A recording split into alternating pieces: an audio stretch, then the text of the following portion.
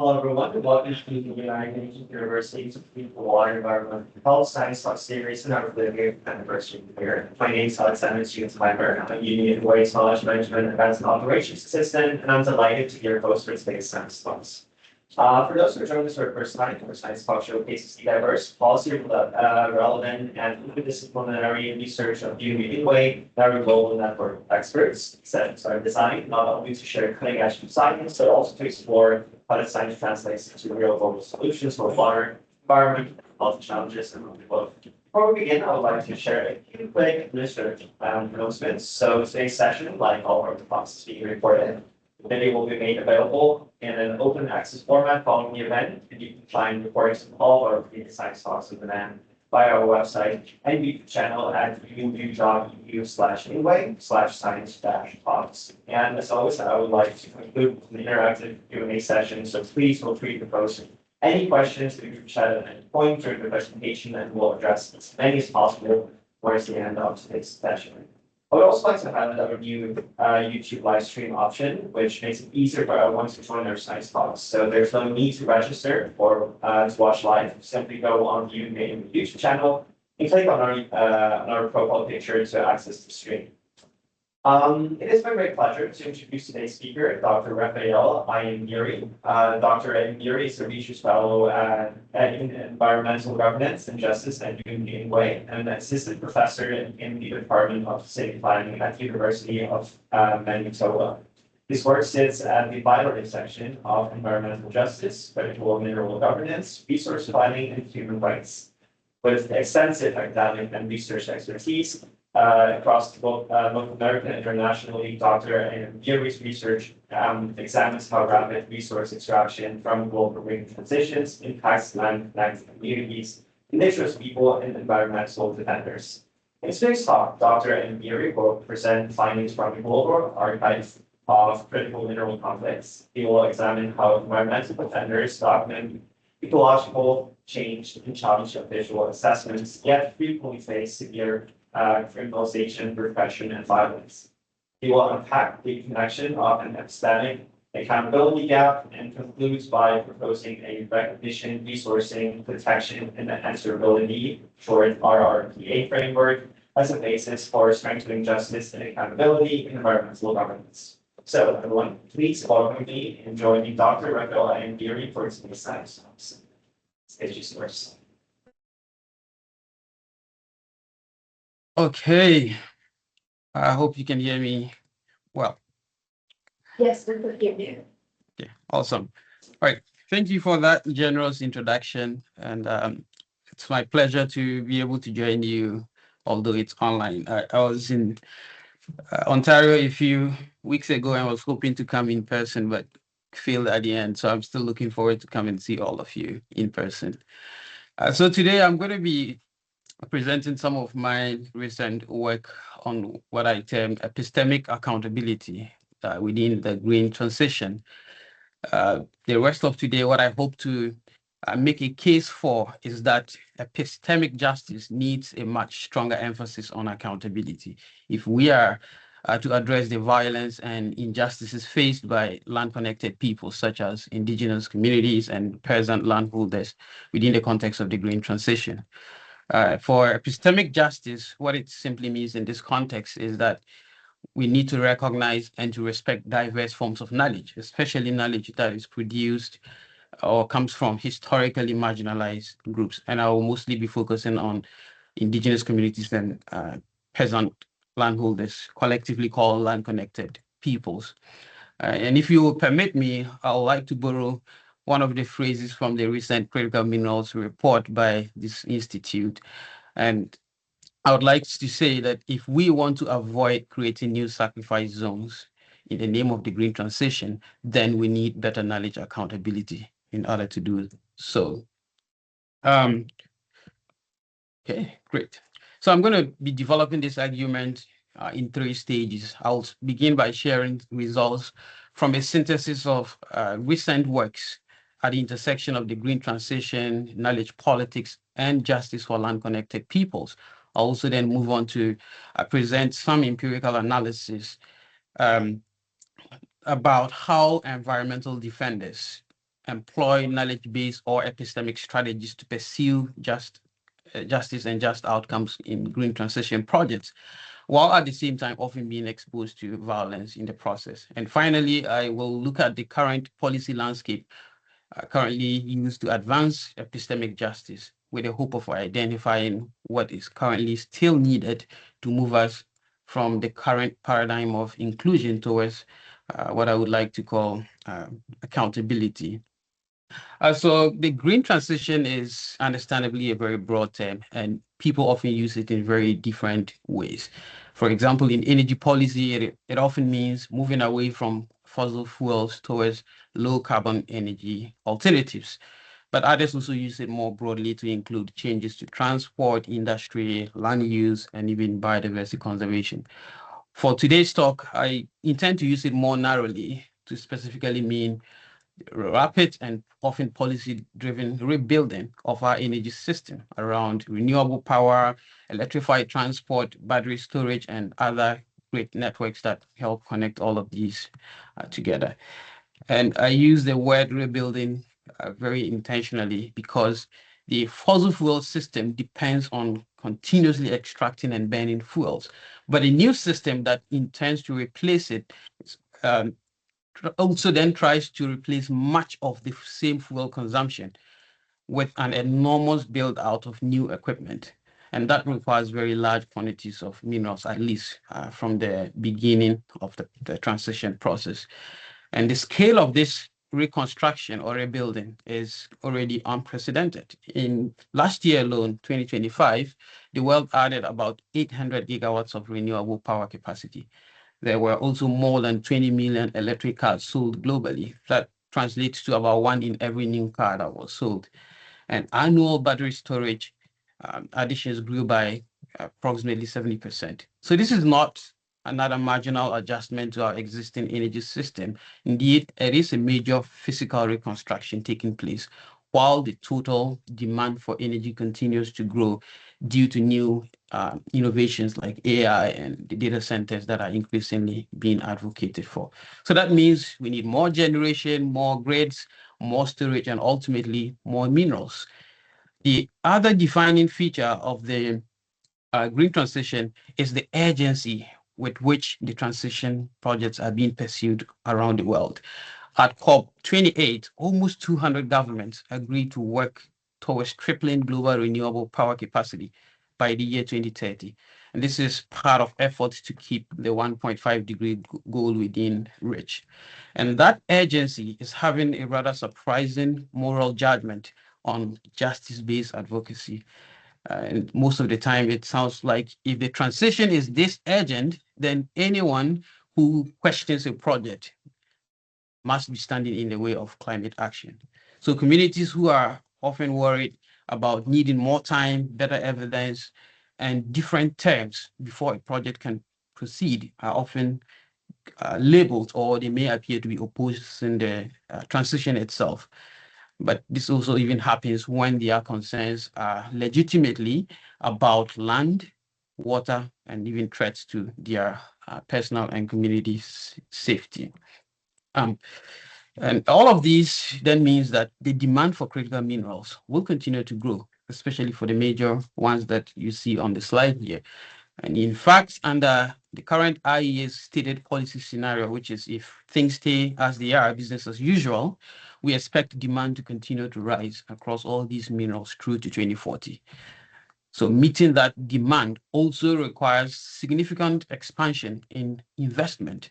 The IEA again estimates that copper, lithium, nickel, and cobalt alone will require more than 750 billion in US dollars in mining and refining investment between now and the year 2040. So the global decarbonization efforts is also an expansion of mineral extraction. And while the climate change and biodiversity conservation benefits we are pursuing in this transition are global and long-term, and indeed very important, the effects of the extraction activities are already immediate and often concentrated in already vulnerable communities. And that is, these communities are already experiencing the impacts in and around their landscapes, as well as on their lives and livelihoods that are often tied to these landscapes as well.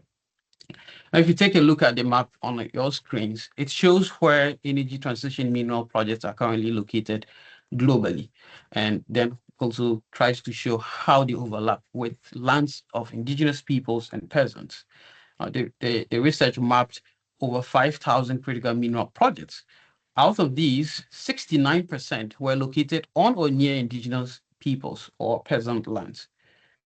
Among these projects that overlap with land-connected peoples, about 71% are in food insecure jurisdictions, 62% were in high water risk locations, and 23% within 50 kilometers of a recent violent conflict. This implies that many of the projects are located in communities where a new project can intersect with existing pressures on land, livelihoods, water, and even security. So there's a high chance that the mining projects would worsen the living conditions of people who are already under significant distress from these multiple pressures.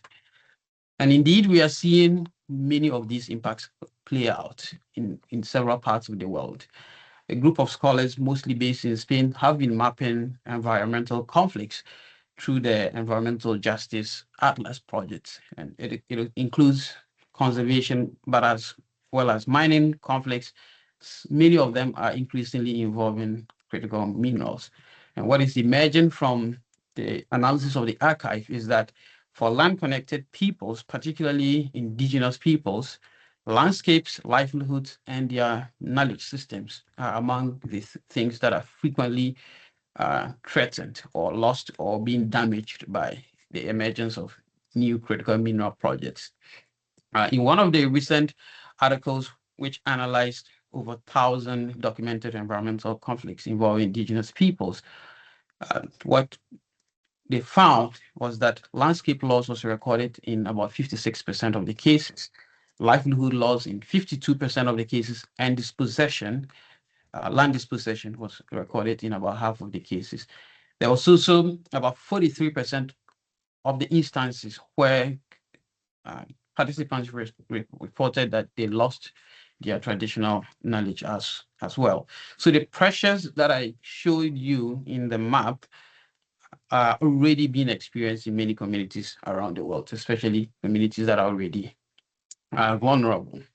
Now, the second part of what the Environmental Justice Atlas has been documenting is the role that environmental defenders play in pursuit of justice for land-connected communities. But before I return to share some of the findings in this area, I want to take a brief moment to explain what I actually mean by environmental defenders. These are often people and/or communities who work to protect land, livelihoods, and broadly speaking, ways of life. And an important part of the work environmental defenders do is making change at the community and local levels visible. And by doing so, they make it more actionable within policy and decision-making processes. So they often do this by observing the environmental changes happening in their communities, as well as the impacts that their communities and the peoples within the communities are experiencing. They then document those changes through various community-led knowledge production activities, including mapping or just indigenous knowledge practices that they then mobilize to often challenge dominant narratives and practices around extraction activities. So in this way, what the environmental defenders do is help connect the lived experiences of communities to the institutions that can either approve or stop or modify a project. So through this work, the defenders are considered critical for ensuring that the green transition is also just and fair to these land-connected peoples. In many existing cases that you would see in the Atlas, the work of these defenders has compelled better due diligence, succeeded in stopping harmful projects, or has helped at least to obtain some remedy when it's shown that some injustice had occurred. But that same work often exposes them to the violence that I've been talking about. And this violence that I just talked about is unfortunately happening at an alarming rate.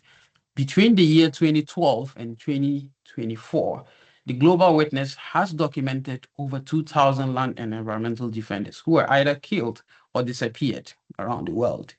And we believe this is largely underreported because many of the cases are never reported, while many of the reports cannot also be independently confirmed. So most of these are left out of this data set. And the figure also leaves out a much wider pattern that we know, which often concerns threats, arrest, harassment, criminalization, and other forms of violence that defenders experience.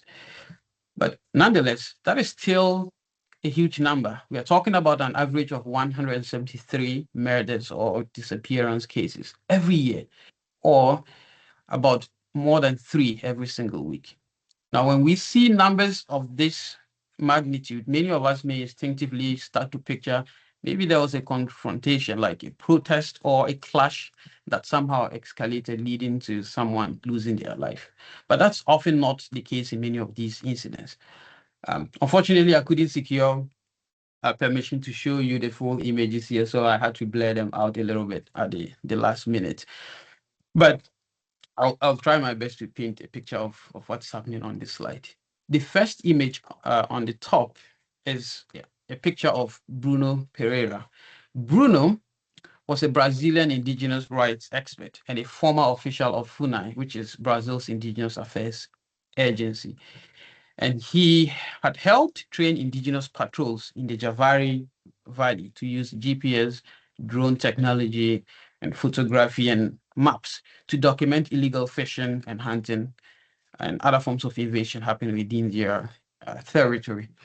In 2022, he was traveling by boat together with a British journalist called Don Phillips, who was also researching a book about the Amazon. And they were unfortunately ambushed and killed on the way. The Brazil's federal police later concluded that the killings of these two men were in response to Bruno's monitoring activities against illegal fishing in the region. In fact, some reports say that they were killed the same day they had collected the evidence from the communities and were heading to present it to the authorities for the needed action to take place. Now, the second image below is that of Alberto Quatero. Alberto was an elected head of the Barangay Puyat in the Philippines. And in this region, nickel mining has been expanding for several years. Alberto had testified probably a week or two before his death on a case concerning documents used to advance the nickel exploration application. He had alleged that his own signature and those of other local officials had been forged on the barangay resolutions to support the mining application. On September 22nd, that was in 2024, he and his friend were also killed in a drive-by shooting. Some of the reports have alleged that his killing might be directly linked to his activities as an environmental defender. Now, neither of these protests were in any way a direct confrontation that might have led to the escalation. These were killings that happened in places that didn't involve any form of protest at all. And again, these two examples are not exceptional. In fact, it appears to be far too common within the context of critical minerals. The map you are seeing shows environmental conflicts involving critical minerals drawn from the Environmental Justice Atlas. I identified over 400 geocoded conflicts involving critical minerals from the dataset. The red points represent 169 conflicts in which the archive records both direct knowledge mobilization activities by defenders and the presence of repression or some form of violence happening. That's approximately 4 in every 10 conflicts within this archive that we are seeing, that dynamic of knowledge mobilization and violence. Now, the Atlas is a curated archive, so it is not a representative sample of all conflicts globally. In fact, many of the conflicts are not recorded here at all. You can see that, for example, in Central Africa, there's very little from the region and almost nothing from the DR Congo, even though the Business and Human Rights Insider, Human Rights Resource Center records more critical mineral-related allegations and violence there than any part of the world. Another thing is that this overlap is not necessarily proof that the evidence occurred because, the violence occurred because the knowledge activities were taking place. But I think it's large enough to raise two important questions. Why is it that knowledge mobilization and repression of violence so often appear in the same conflict context? And under what conditions can this knowledge be mobilized and to help affected communities achieve just outcomes? When I looked more closely at the cases contained in the archive, I found that the co-occurrence between knowledge or epistemic activities and the presence of violence against defenders can be understood from two related perspectives. The first is that mining companies and regulatory institutions increasingly depend on knowledge from affected communities to understand the impacts of their activities, to establish whether consent exists and was secured, and to demonstrate compliance and legitimacy of the decision-making processes. In other words, the governance processes increasingly needs this type of knowledge to remain credible. Now, the second aspect of the conversation here is that the defenders who produce and mobilize that knowledge are not consistently assured that their efforts will receive any fair consideration, and that is if they are to be considered at all. And when I say fairness here, it extends beyond what happens to the knowledge after it has been produced and shared with the decision makers. It often includes whether those communities have the resources to produce the required evidence, whether they can produce it within safe context, and whether it will be recognized as legitimate knowledge at all. And finally, whether those institutions will explain how the knowledge that the defenders have produced informed the final decision. So there's a mismatch between the demand for this knowledge to establish governance credibility and the support that is granted to those who produce and share the knowledge. So I call this mismatch the epistemic accountability gap. And the way this gap operates is that it makes knowledge from affected communities consequential for governance, while at the same time leaving the producers and holders of that knowledge largely exposed to harm. So I'm going to unpack that first part of the gap a bit more here. So think about what often happens in a typical mining project situation. Before any company can demonstrate to a regulator that it should be allowed to proceed with any extraction activities, the current governance landscape generally expects it to support at least 5 broad items. The first is that they must show that it has assessed and understood the project's impacts or potential environmental and social impacts.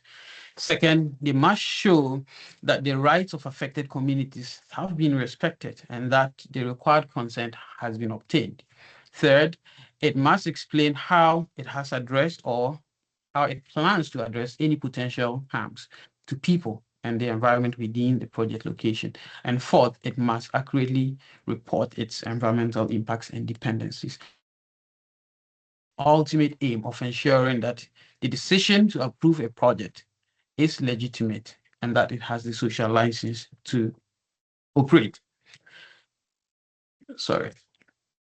Now, the way companies try to achieve these 5 broad aims is often through governance instruments such as environmental and social impact assessment, informed consultation and participation, or ICP for short, and in certain circumstances, especially involving Indigenous peoples, free, prior, and informed consent, or FPIC. So they use at times human rights and environmental due diligence, nature-related disclosures, and other mechanisms to establish the social license to operate. Right.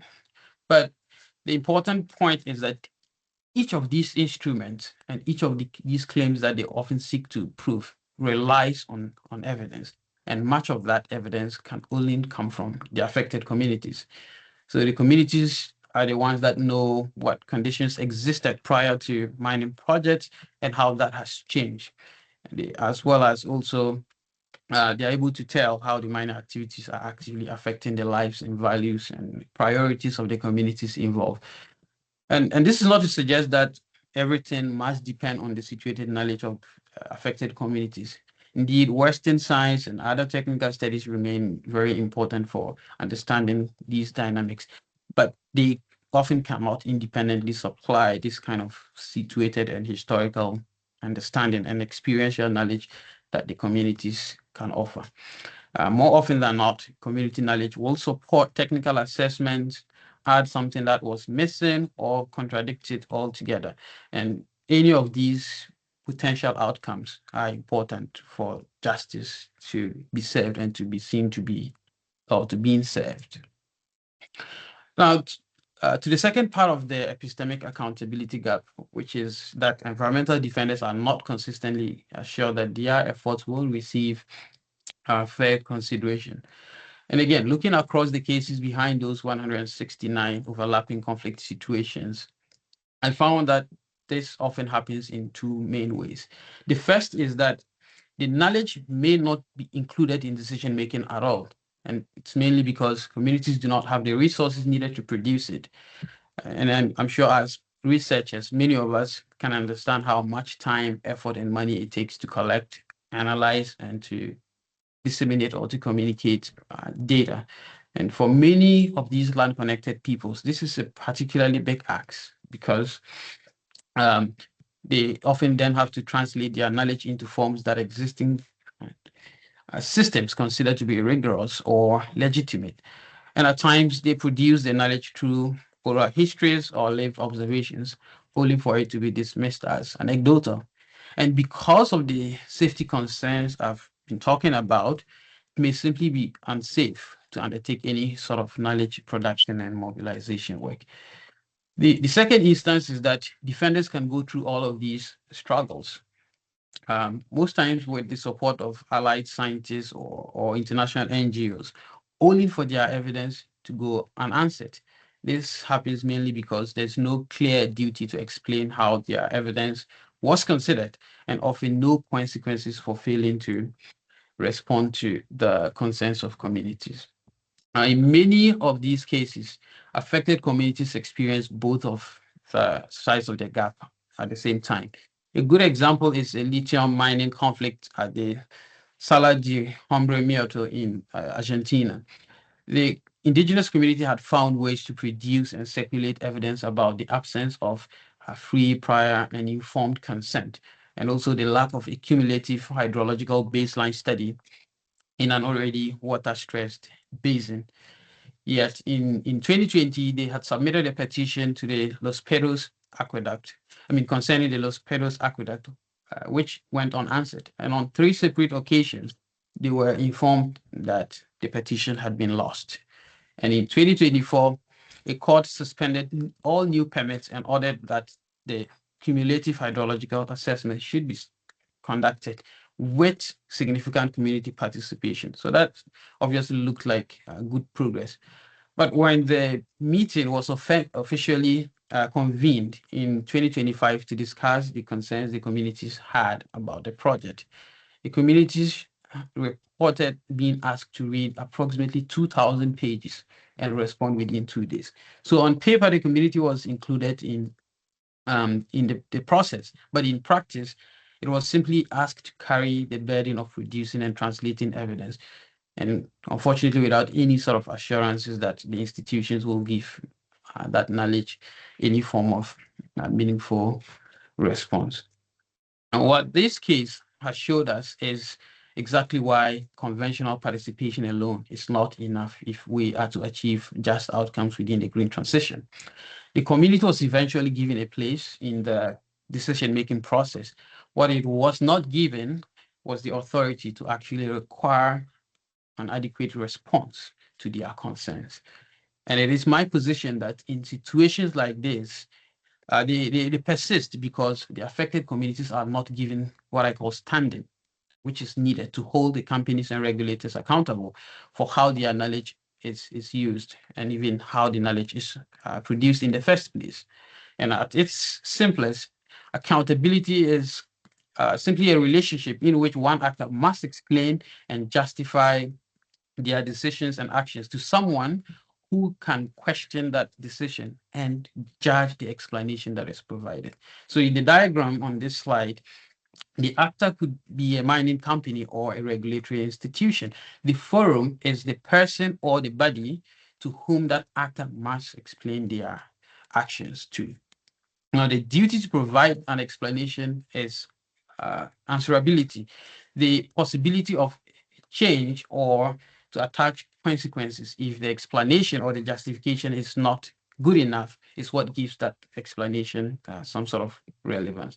But I want you to pay attention to the idea of standing, because I think that's the most important part of this whole discussion, is that we have to recognize the authority, give communities the recognized authority to be able to demand an account in the first place. Without that standing, everything else can be converted into exploiting the community for other gains without affording them the needed support. So often regulators currently are the ones that have standing because they can withhold a permit. Lenders also have standing because they can attach conditions to the financing agreements. And a court obviously also has standing because it can order a review, stop a project, or ask for remedies to be provided. Affected communities, on the other hand, are often just allowed to attend meetings, submit evidence, file objections without receiving any sort of authority to require even a simple reason to respond in the process. So participation gives communities a place in the process. It's standing that determines whether the institutions must answer or respond to them. And the accountability ultimately flows towards whoever has that standing. So what does all of this mean, especially the lack of standing to communities, have to do with the evidence of violence and the repression that I've been talking about? Well, I believe epistemic accountability and the gap makes contested knowledge dangerous in two ways, especially for the defenders who mobilize knowledge. The first is suppression. Community evidence can often challenge important claims about environmental impacts, the lack of consent or lack of compliance, or the entire legitimacy of a project. And when that happens, the actors who have an interest in protecting those claims may often attempt to either discredit the evidence, to criminalize who is producing it, intimidate them, or to attempt to silence them altogether, as we have seen. The second way is exposure. When defenders ultimately submit evidence through the formal channels and receive no meaningful response, they often take that evidence into more public and more exposed spaces like demonstrations or direct actions, and even media advocacy. But these strategies are what then makes them visible to the people who are looking to stop those contestations from happening. So the gap creates two routes through which knowledge mobilization and repression can occur together. So defenders may be targeted because their evidence threatens the mainstream position, or when institutional channels are blocked, they are then pushed into struggles that leads them to being seen, being targeted, and potentially being murdered. So this is why knowledge can be both consequential and dangerous for the people producing it, and especially if they lack standing protection or a reliable institutional response. Okay, so this leaves us with a very rather difficult and still very practical challenge that needs to address. How do we make community knowledge useful without making the people who produce it more vulnerable?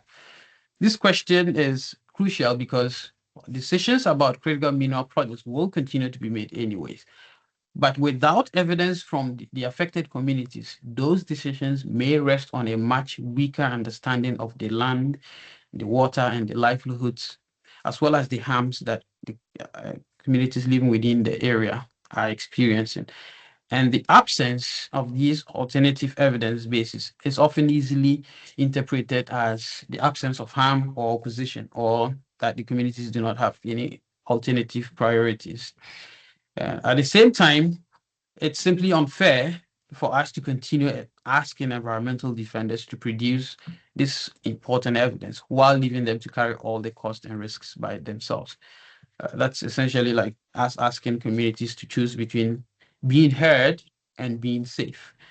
And in the next couple of slides, what I will be doing is to try and share some of the conditions under which this dilemma happens and how knowledge might be mobilized while reducing the risks to these defenders. Now, to understand these conditions, I want to draw on an earlier comparative study of 25 conservation conflicts involving environmental defenders.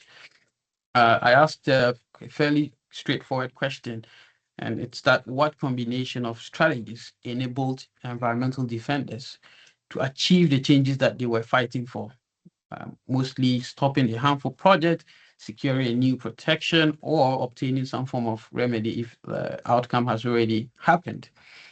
And we used a crisp set qualitative comparative analysis.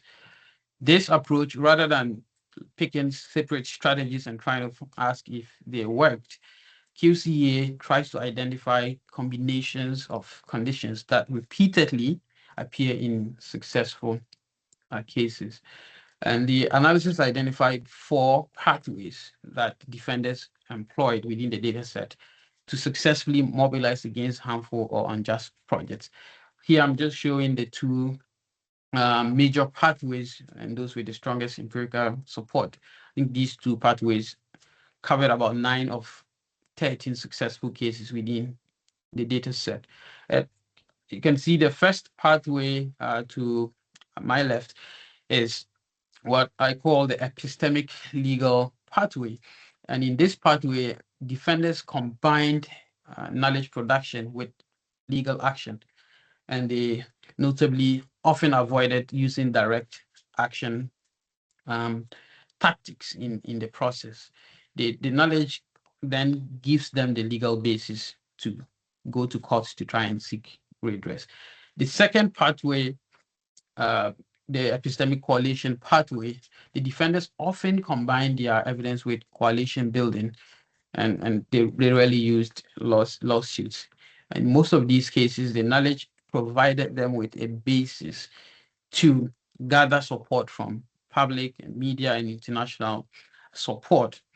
And that also helps make their concerns public and make it more influential within the policy arenas. So knowledge production became consequential when it had some sort of a route through which it could acquire either institutional authority through the law or broader political reach through building coalition and support. Another observation was that the strategies available to environmental defenders are also shaped by sort of the risks and institutional conditions surrounding the context where they operate. As part of our sensitivity analysis, we examined 2 contextual conditions. And the first was to see whether indigenous peoples were involved. And the second was to examine if the mobilization was occurring in highly repressive political environments. What we see is that when indigenous peoples were involved, non-confrontational and preventive strategies appeared more frequently. This often includes producing the evidence early, pursuing formal complaints, and actively trying to stop the harm before it gains any momentum at all.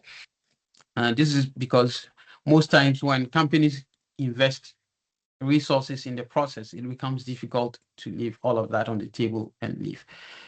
And we also found similar patterns within the repressive environment. What these patterns show is that defenders adapt their strategies to the level of danger they face and their access to institutions and the political opportunities available to them. But we also found that there was generally a problem with how indigenous knowledge mobilization is often treated.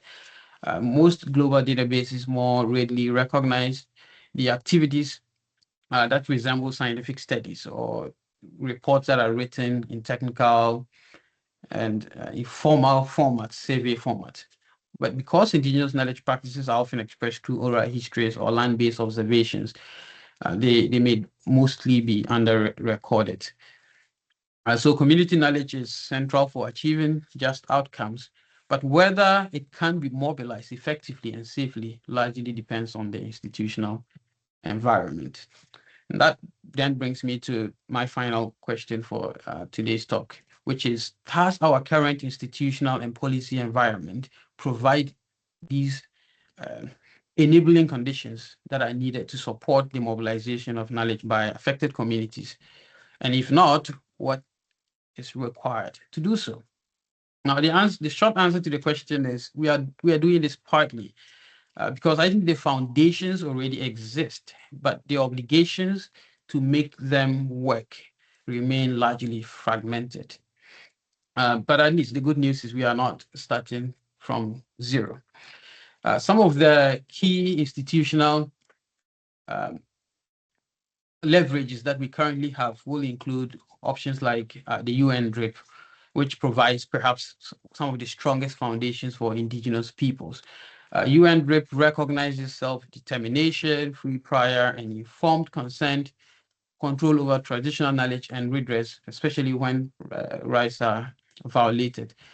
The only issue is that its protections are specifically framed around Indigenous peoples. So there's obviously lots of other vulnerable groups that wouldn't benefit from this. The second one is UNDROP, which extends some of the protections within UNDRIP to related groups such as peasants and other people working in rural land-based contexts. And UNDROP recognizes rights to participation and information, as well as the rights connected to land, natural resources, as well as traditional knowledge. One of the agreements, which is currently only based in Latin America and Caribbean, the Escazú Agreement, actually brings together a lot of these pieces, including access to environmental information, public participation, and access to justice, which also interestingly has an explicit protection for environmental defenders. One of the things that makes the Escazú particularly important for today's conversation is it is legally binding for its parties. But like I said, it only currently covers specific regions. So there's the majority of the world still lacks some of these protections. And then we have the more recent UN guiding principles on critical energy transition minerals, which provides a global framework based on human rights, equity, transparency, traceability, and accountability. So what we see is that so many of the elements that we need to address the concern of violence and injustices within the context of knowledge production by defenders already exist. The problem is that they cover different groups, apply in different regions, carry different levels of legal force, and are often implemented unevenly. I mean, I think partly because most of them are declaratory, they are not binding. So more importantly, they do not also operate as an integrated set of obligations around the full process through which knowledge is often produced at a community level, protected and submitted and used in decision-making processes. So the problem of accountability persists despite the presence of all of these available tools. So we may be thinking, okay, well, the fragmentation is a problem of implementation, but it also often then means that the community may have the right to participate without the resources that is needed to produce the evidence. They may even produce the evidence and then they will not be responded to. So the result is often a policy landscape that invites communities to produce knowledge and bring it in for decision making without consistently supporting its production, protecting its holders, or ensuring that the institutions or the users of that knowledge will respond to the producers of it. So to address this issue of fragmentation, what I'm proposing is to move from simply seeking to include community knowledge to building more accountability relationships around it. So the framework I am proposing is RRPA, which is essentially a synthesis of these existing commitments across the existing governance landscape. And what RRPA seeks to do is to bring together 4 reciprocal obligations that should apply whenever governments, companies, financiers, or other institutions depend on knowledge from affected communities for governance purposes, or when they should depend on the knowledge of affected communities for their decision making. Now, the first element of the framework is recognition. Recognition means accepting community knowledge as legitimate, including in the forms in which the communities produce and communicate it. So we shouldn't be expecting communities to translate their evidence into forms that Western science recognizes as rigorous or legitimate, right? So communities should not have to do that. The second is resourcing. If communities need that, if institutions need that evidence, they must help provide the time, funding, access to information, and independent expertise, as well as any other resources that these communities need to produce, document, circulate, and to mobilize it. So the third one is protection. I think most of this talk has been about the risks defenders face, but this dimension means we need to protect both the people who produce the knowledge, and as some of the earlier slides I showed revealed, also to even protect the knowledge system that sustain uh, the production of especially indigenous knowledge systems. So that includes protection from physical violence, but also from intimidation and appropriation or the unsafe disclosure of sensitive community-based knowledge. Then the final and fourth item is answerability. Institutions should be required to explain what evidence they received, how they assessed it, and how it affected the final decision. Where it wasn't used at all or set aside, they should explain why, because communities must have an opportunity to challenge that account.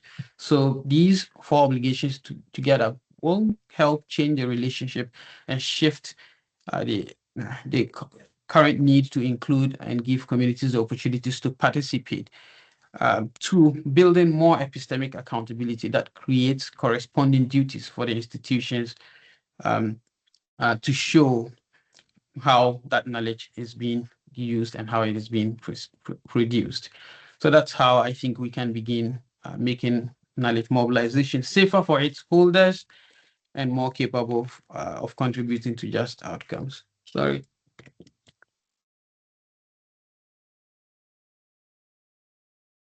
Right. Now, given recent happenings around the world, especially within the context of critical minerals and the green transition broadly, I think the timing of this conversation is particularly important. The UN critical minerals agenda has moved quite rapidly over the last 3 years.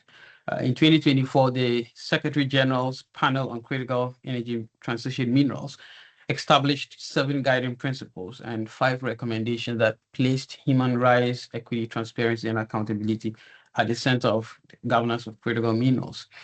In 2025, the UN guidance for action began to translate those principles into practical measures. And then the UN task force, which was created to coordinate the implementation and provide the support for country level actions, also was set up in the year 2025. Just recently, about a few weeks ago, the UN held its first high-level meeting on critical energy transition minerals. So we are currently entering a critical phase of implementation, and governments and international institutions are deciding how these principles will shape actual rules, investments, and projects. So this is, I think, an opportune time for some of the RRPA obligations to be actively integrated into some of these conversations. The obligations can be embedded in practical areas such as permitting processes, due diligence, project finance, and grievance systems. And in each of these areas, the basic requirement could be as straightforward as saying an institution that relies on knowledge or that should rely on community knowledge needs to explain how that knowledge was obtained, whether the communities were adequately resourced to produce it, how its holders are protected, and how it was weighed in the final decision before an extraction project is allowed to proceed. That explanation should also be in a form that allows communities to contest it, to understand and to challenge challenges. So that is, in my opinion, how we can move from the current voluntary principles and to build more reciprocal relationships around knowledge, accountability, and justice. All right, that brings me to the end of my presentation today. But before I hand over for discussion, I would like to acknowledge funding from SHEC, as well as the institutional and intellectual support that the University of Manitoba, APES, and the University of Waterloo have provided in different parts of this project. Thank you so much for your attention, and I look forward to our discussions. Thank you so much, Raphael, for your fantastic and deeply compelling presentation. The distinction that you drew between superficial community inclusion and true institutional answerability along with the proposed RRPA framework provides a valid roadmap as global critical mineral governance continues to evolve. We'll now transition into our interactive Q&A session. As a reminder to our audience, please submit your questions directly into the chat box. I'll read them out for Dr. Ayambire. Do you have any questions in the portal? Yeah. Dr. Grace. All right, thank you. Raphael, that's quite humbling, I would say, because it got us quiet and reflective. The perspective into this critical mineral. What's out there generically is we know that those who are benefiting from it are different from those who are suffering, from the mining. But this talk brought a completely different perspective, to the inequality, the structural inequality. And I would like to start by borrowing the brainchild of my colleague, Dr. Abraham. Maybe you'll be able to say it better, that when you observe disadvantages, you need to also recognize the system that feeds, that disadvantage. So disadvantages or vulnerability is actually a system. It's not about the people who are disadvantaged, but there is a system feeding it. And this is kind of the scenario you've also brought out. But in everything, as I'm reflecting, I'm just curious. We are not oblivious of the society we're in. Many of us have lived experience in it. So everything you've talked about today, just factor in corruption. And now let's trace who are we actually addressing by saying this solution, RRPA, who should really take it up? Who are we addressing? Who is this who? Who is this they, that must act on this? Because critical mineral, people, sitting in the global north, they don't want to compromise on the quality of the air, on the quality of their water, on the quality of their technology, and all that. And from what you said, it will continue to increase. The people are making tons, loads of money from here, So who are we talking about to take on this responsibility? And do not forget, don't answer me by saying UN, because we're also a UN entity. UN does not have the mandate to enforce. So in your reflections from what you have seen, because you've really done, quite a lot of work just deep diving into this. So who are we really addressing? Yeah, great. That's a really good question, and I think it's probably the most important next question for this type of conversation, and specifically because the most recent negotiations around critical minerals at the last minute, all content around critical minerals had to be dropped from the negotiations, right? And in the past, there has been proposals to give communities veto power to essentially stop projects if they don't agree with it. And that has been actively rejected by several countries. And so we haven't made any progress in giving communities that much power. So I'm very much aware of the global resistance that often comes with these types of conversation. But I think to answer the question of who we are addressing, we need to address the people who the consequences would have an impact on their interest, right? So an example is the companies, right? If we are able to create the global consciousness to the extent that our countries can know that giving communities more time and allowing communities knowledge to have an influence in the process doesn't mean the project is not going to proceed at all. I mean, in fact, the evidence has shown that there were several instances where communities, through their protests, found a resolution together with companies and the regulators. So it is not always a lose-lose situations as they often make it. And I think that's the mistake that the global community needs to actively try to rectify. That when we say pay attention to the knowledge that these communities are producing, we are not saying the project is not going to proceed. If you work in science like many of us do, what we find is that you can have conflicting evidence, but we always find a resolution. So my decision to actually focus on knowledge is because I think knowledge is one of the areas that we can compromise and find a common ground. If we leave knowledge out and then we focus on the politics of interest and the politics of power, at the end of the day, we don't make progress. So I think I'm addressing still the global community, including the UN, but I'm asking for attention to move towards looking at what the evidence leads us rather than what our interest and then power leads us to. So you are right to question if they are going to listen. But if they listen to knowledge, maybe they might change their stance.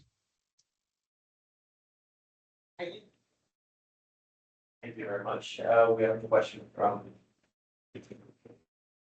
Thank you so much. I really enjoyed your talk and the way you're uplifting all of the challenges that people who provide knowledge give, and the fact that knowledge is power, and we can use it as a way of finding common ground. I'm also thinking about the way you opened with the quote from the report about preventing sacrifice zones, and like now we pay for carbon offsetting, or every time you take a flight, or you can. There's so many ecosystem services that we pay for, whether it's watershed protection, and I'm wondering if you think some sort of form of payment for ecosystem knowledge could work, and what the risks to something like that could be. Yeah, that's an excellent point. I mean, I think in short, I think it could work. Payment for ecosystem services could work. Why? Because it's working in some other context already. So there's no reason for us to believe that it wouldn't work. I think the main challenge that we need to be looking at is what are the structures that we could channel some of these resources.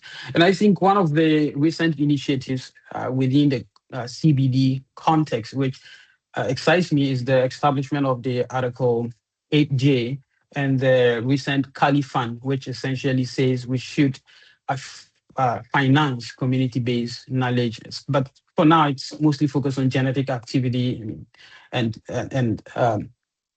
helping support the production of that kind of knowledge and the protection of it. So that's one sort of current institutional structure that we could begin to channel some form of payment of ecosystem services.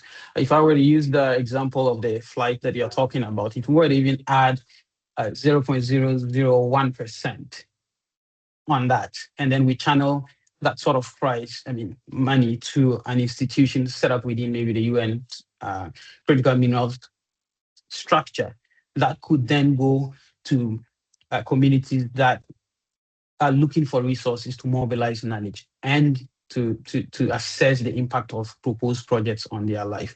So yeah, I think it could work. We still need to figure out the structures, and I think we already have some of the cases to show us how we might implement such a strategy.